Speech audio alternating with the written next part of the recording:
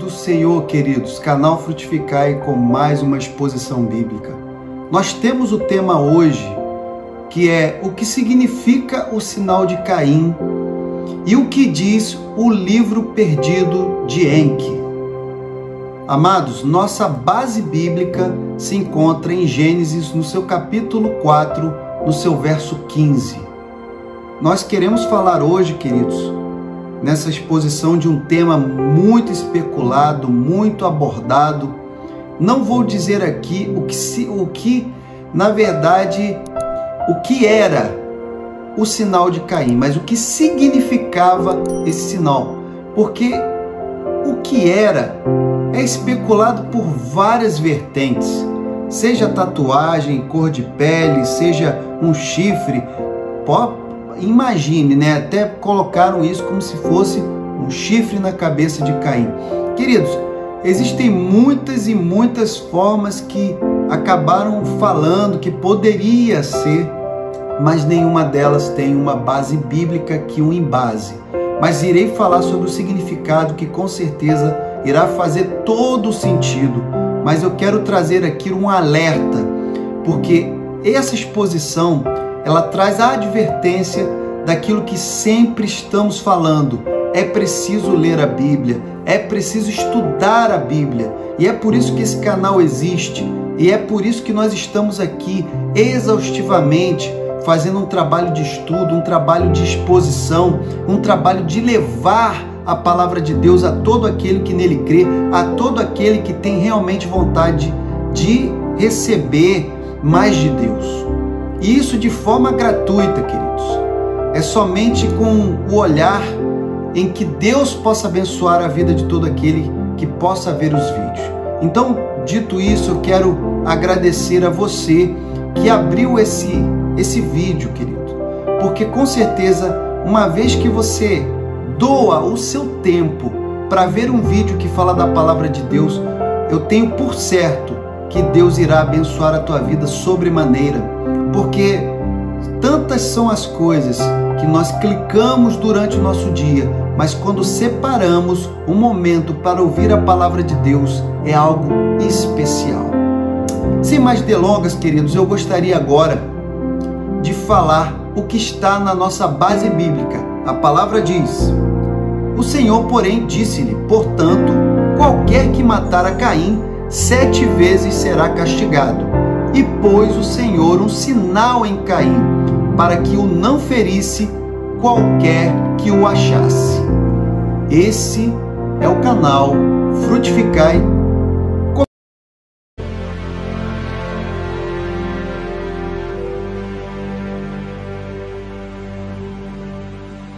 Começando agora, queridos, como eu sempre faço aqui, nós iremos falar da palavra de Deus e sobre esse tema em tópicos, para que a gente possa fazer aqui um início, um desenvolvimento e uma conclusão. Para começar, nós iremos falar sobre a sentença de Deus em relação ao pecado de Caim.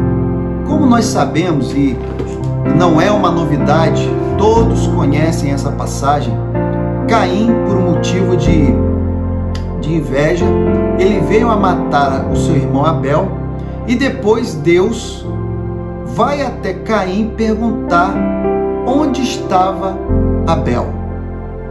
Bom, queridos, nesse momento nós sabemos que Caim ele já vai falando logo com Deus: serei eu o guardador de meu irmão, e aquela coisa toda. Só que nessa pergunta já há demonstração de que Deus sabia do ocorrido. E nesse caso ele vai deferir a sentença em relação àquilo que Caim tinha feito. Isso se encontra em Gênesis, no seu capítulo 4, nos seus versos 11 e 12, que diz o seguinte: e agora maldito és tu desde a terra, que abriu a sua boca para receber da tua mão o sangue de teu irmão. Quando lavrares a terra, não te dará mais a sua força, fugitivo e vagabundo serás na terra. Queridos, a partir desse momento, Caim, ele se tornou um condenado, exatamente porque toda pessoa que é amaldiçoada, quando fala maldito, o amaldiçoado quer dizer condenado. Ele era condenado na terra. E uma vez que ele fala que a terra recebeu das mãos dele o sangue do irmão, o Senhor fala que desta terra que ele tinha como sustento era a agricultura, então ele dependia exclusivamente da terra para que gerasse o seu sustento. E aqui diz que a terra não daria os seus frutos com fartura para Caim. Bom, queridos, então nós podemos ver, olha só em que parte Deus então está castigando Caim. Justamente na parte que ele mais dependia a priori. Ele era uma pessoa que ele semeava na terra e dependia que a terra desse, o seu sustento através daquilo que ele estava semeando e plantando. E Deus ali fala que a terra não daria a sua força, os seus frutos, ele teria muito mais dificuldade.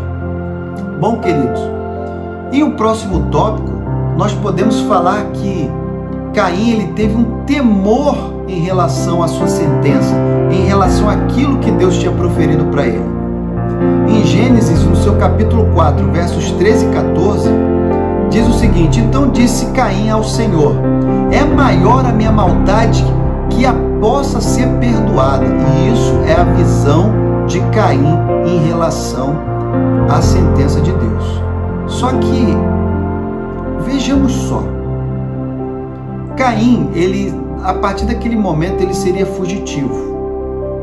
Ele seria uma pessoa que estaria fora da sua família, estaria fora do Éden. E isso, querido, fez com que ele tivesse uma interpretação de que a sua maldade, o seu pecado foi muito maior do que pudesse ser perdoado. Mas nós podemos entender e ver através das Escrituras de que em nenhum momento há um arrependimento do ocorrido. Não houve um arrependimento em relação à morte do seu irmão, do que ele tinha praticado. Mas houve sim um temor em relação a qualquer pessoa que pudesse cruzar o seu caminho ou se o achasse, que poderia matá-lo pelo motivo de ter o conhecimento do tamanho pecado que ele tinha praticado. Queridos, isso é algo incrível. Vamos agora para o próximo tópico, queridos, que fala exatamente sobre uma parte do nosso tema, que é o significado do sinal de Caim. Queridos, Caim já tinha passado para Deus que ele tinha temor sobre a decisão de Deus e a sua sentença. Mas, feito isso, ele ainda fala mais. Ele fala que ele tinha medo que alguém o matasse. E é claro, é evidente que Deus, ao ouvir essas palavras de Caim, o Senhor fala que aquele que matasse a Caim teria um castigo 7 vezes maior. Queridos, como eu disse aqui, eu não vou dizer sobre o sinal que Deus coloca em Caim, eu não vou dizer o que é, mas vou dizer o que significa. Em primeiro lugar, queridos, Deus não queria que matassem a Caim. Isso é óbvio um motivo, porque o pecado em que Caim cometeu é um pecado que Deus abominava e abomina até hoje. E se alguém, por motivo de vingança, o achasse e o matasse, ia ser uma multiplicação de pecados na nação da terra. Então, isso ia multiplicar os pecados e isso ia ficar uma coisa ruim, mesmo que fosse por uma vingança ou por uma justiça com as próprias mãos, mas seria pecado. Porque estava na mão de Deus a vida de Caim. Ele deu, ele podia tirar. Então não era cabível aqui dar aqui a autorização de que outra pessoa, por motivos, sejam eles quais fossem, matassem a Caim por esse motivo, porque se multiplicaria o pecado. Em segundo momento, queridos, Deus demonstra através do sinal que ele coloca em Caim que a sua punição ela não tinha intenção de matá-lo. Vemos aqui que o sinal dado por Deus a Caim, ele teve o efeito contrário. Aquilo que Deus estava punindo Caim, em nenhum momento era uma punição para a morte. E nós podemos ver isso. Nós podemos ver que mais tarde nós teremos sim os mandamentos do Senhor, em que neste mandamento dado a Moisés estaria ali de que não matarás. Mas desde o início da nação, desde o início da criação, não matarás, para Deus já era uma regra. No entanto, foi cometida por Caim. Como era algo que não tinha acontecido, mas nós vemos a natureza de Deus desde o início. Caim pecou, mas a consequência da sentença e do julgamento de Deus não era a morte, não era a destruição de Caim. E esse é o segundo momento, é o segundo tópico que eu posso falar sobre o significado do sinal de Caim. Em terceiro e último, em relação a essa parte, nós podemos dizer que em resposta a esse tempo, vamos dizer assim, a essa forma de Deus não deixar que ninguém toque ou mate Caim, isso acaba nos dando que isso era uma graça divina. E graça, querido, é um favor não merecido. Caim não merecia essa benevolência de Deus. Não merecia essa graça de Deus. Mas o sinal que Deus deu a ele foi uma graça divina, que é muito mais à frente estendida a todos nós outros. Não porque matamos, mas sim porque temos a herança adâmica do pecado, do primeiro homem. Ele não merecia. No entanto, isso também daria tempo para que ele pudesse, porventura, se arrepender. Pelo que as Escrituras também não deixam nenhuma referência de que isso aconteceu. E, inclusive, sua geração foi uma geração que, infelizmente, também trilhou o caminho de maldade. Queridos, mas eu vou falar sobre um livro perdido, no qual faz parte do nosso tema, que é o de Enki, exatamente porque houve um fórum de debate sobre a Bíblia, sobre falar sobre o sinal de Caim. E eu vou colocar aqui no vídeo, e você vai ver que houve a opinião de uma pessoa, no qual não precisa ser dito aqui, em que olha só a opinião dessa pessoa. Eu vou colocar ela bem aqui.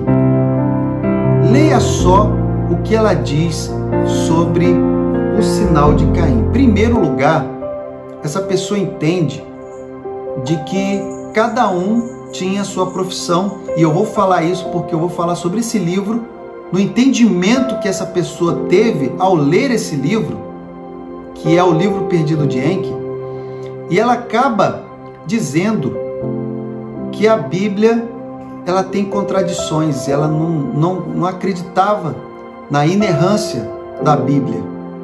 Então, queridos, eu vejo um perigo muito grande nisso. Por isso que eu quis abrir e estudar sobre esse livro para passar para os amados, para ver o que nós estamos explorando e como isso é perigoso e como isso eu já venho falando há tantas e tantas vezes como é bom estudar a Bíblia e como devemos estudar a Bíblia. E hoje nós temos aqui a abertura da internet para que todos possam ver vídeos que são relevantes. Eu não estou aqui querendo puxar para mim que tem um melhor conteúdo, não, queridos, até porque as visualizações e tal não chegam nem perto de pessoas que eu vejo que, enfim, não é esse o objetivo. Mas o que eu vejo é que muitas pessoas acabam entrando em literaturas que não trazem o conhecimento, até mesmo em vídeos que não trazem o conhecimento, e acabam se desviando e até mesmo tendo um entendimento errado sobre a palavra. Bom, então falemos agora sobre esse tópico, o livro Perdido de Enki. Queridos, esse livro ele teve um autor que se chamava Zecharia Sitchin. Esse homem ele sempre procurou uma explicação alternativa sobre a criação ou origem da humanidade. Sempre procurou. E ele atribui a criação da humanidade a uma antiga cultura ciméria, ou seria também uma raça de extraterrestres. Amados, as ideias desse autor, elas são refutadas por historiadores, por cientistas e são consideradas ilusórias, queridos. Até mesmo a sua tradução de textos antigos são criticados. Até mesmo a tradução, porque a metodologia aplicada ou até mesmo a tradução que foi realizada por ele não são fidedignas. E olha que, se nós formos olhar o histórico desse autor, ele tinha sim um conhecimento do hebraico e tudo mais, mas infelizmente ele acabou enveredando numa tradução que acabava não trazendo a realidade. Tanto que, olha só a capa do livro o livro Perdido de Enki. É uma sugestão de um livro que acaba mostrando que são seres imaginários que fizeram a criação de tudo que existe. Queridos, nós temos que ter muito cuidado. E eu quero praticamente trazer aqui à tona o significado que o livro deu a esse acontecimento sobre Caim e Abel. Primeiro, o livro vai dizer que Caim e Abel tinham profissões diferentes. Todos nós sabemos disso. Um era o agricultor e o outro estava ali nas atividades pecuárias, vamos dizer assim. E esse livro ele diz que havia uma constante disputa acirrada entre esses líderes, que seria Caim e seria Abel. Ambos tinham disputas, conflitos, queridos, e isso acabavam influenciando o comportamento de outros humanos. Olha só como é que está sendo narrado no livro a respeito desse momento. E aí, o desentendimento entre esses dois líderes acabaram culminando na morte e assassinato de Abel. Queridos, então Caim foi condenado e exilado por Deus, que ficara perplexo. Olhe só a expressão utilizada pelo livro. Deus ficou perplexo diante da primeira demonstração de violência entre os homens e vingança. Isso aqui acaba anulando um dos atributos de Deus, que é a onisciência. Deus sabe de todas as coisas. Então Deus aqui ficou surpreso, ele não previu, ele não sabia, ele não tinha conhecimento, ele não consegue ver o que estava no ser que ele criou. Isso já começa a nos dar a visão de que, se Deus ficou perplexo com aquilo que com o que foi demonstrado como uma primeira violência humana, então ele naturalmente quase não poderia ser o autor, que o autor conhece a sua criação. Mais do que isso, queridos, e ele, através da sua sentença, queria que não existisse uma violência em cadeia. Não, que o livro ainda dá uma sequência dizendo que Caim teria implorado que Deus o protegesse. Bom, nós vemos que a palavra diz que houve um temor da parte de Caim.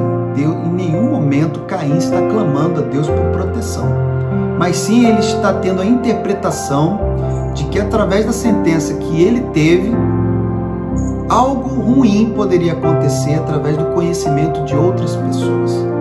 Muito bem. E aqui diz, e até tem nomes muito estranhos nesse livro, que diz que o comandante Inunaki, irado pelo crime contra o seu pupilo Abel, se manteve irredutível na sua decisão, mas pediu a Ninti que lhe fizesse uma modificação genética para que os outros homens soubessem que ele carregava o sinal de Deus e não o molestassem. E o mais interessante é que o sinal de Caim, que eles entendem aqui do Antigo Testamento, consistia numa alteração cromossômica para que seus descendentes não tivessem pelos faciais, ou seja, não tivessem barba. E isso, aqui dizendo mais ainda, diz que banido, Caim e sua família e seus seguidores teriam vagado por longas distâncias. A bem da verdade, queridos, a Bíblia é muito clara, é muito cristalina em dizer que Caim não tinha família ainda neste momento. Ele veio a conhecer quando ele foi para outra cidade e saiu do Éden, e aí ele sim conheceu uma mulher e dali constituiu família. Queridos, mas aonde eu quero chegar, até mesmo pelo autor ter colocado uma sugestão de que de repente o local onde ele morou foi a América Central e tudo mais. Queridos, olha quantas informações que são meros achismos, são informações sem constatação nenhuma.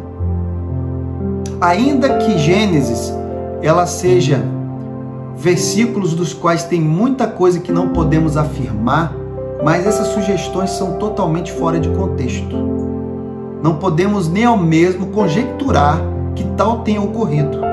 E isso é perigoso para todos os estudantes da Bíblia, todos aqueles que se aplicam a estudar e entender a palavra de Deus. Isso é perigoso, querido.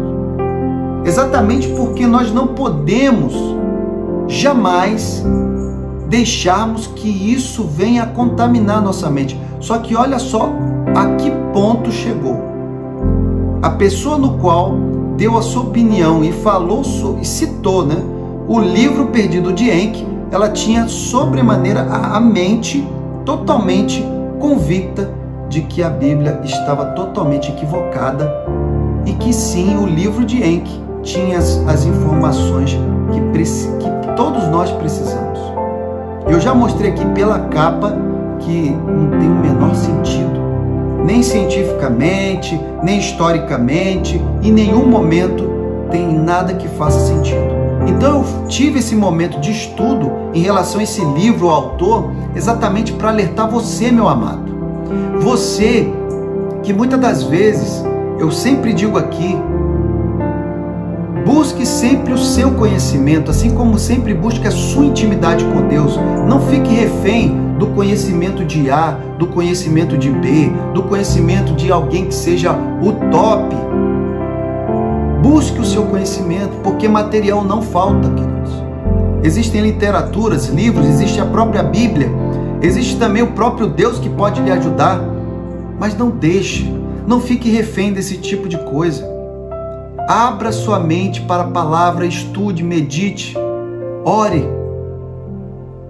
Então, amados, deixo aqui a minha sugestão, a minha advertência, pedindo que você, querido, também possa nos ajudar, por fim, e divulgar, queridos, essa exposição bíblica para quem você puder.